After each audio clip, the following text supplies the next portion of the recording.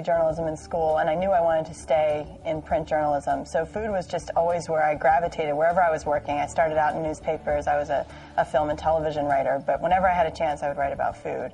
So I suddenly realized a few years in that I should just actually, make that what I do every day. So while I was working at Time Inc. at an in-house magazine, I went to culinary school at night. And then I combined the two.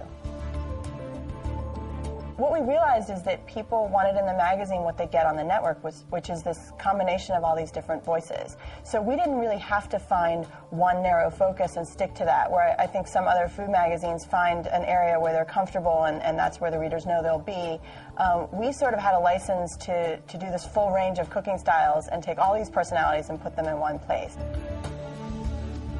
I always looked up to my older sister when I was younger. She was a straight-A student, and I think we were always self-motivated. I don't know what my parents did when we were younger to do that, but we were never paid for grades or, given rewards for that. It was just something that was expected of us, and it comes from them, but I don't know what they did. I wish I did so I could give it to my own daughter. I took a sort of crazy route. I was in newspapers, I moved around the country, and then I worked at Time Inc. at an in-house magazine. I mean, it's very untraditional.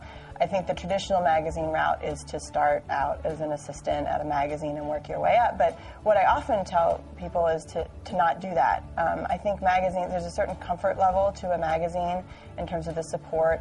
At a small newspaper, you're responsible for everything you do, and it's in the paper the next day. And you have to fact check your own stories and get everything right and really cover a beat on your own without a lot of help. If I give out any advice, it's to work at a small newspaper, at a city magazine, or a smaller magazine where you really have to be responsible for everything before you get to a big machine of a magazine that has all this support.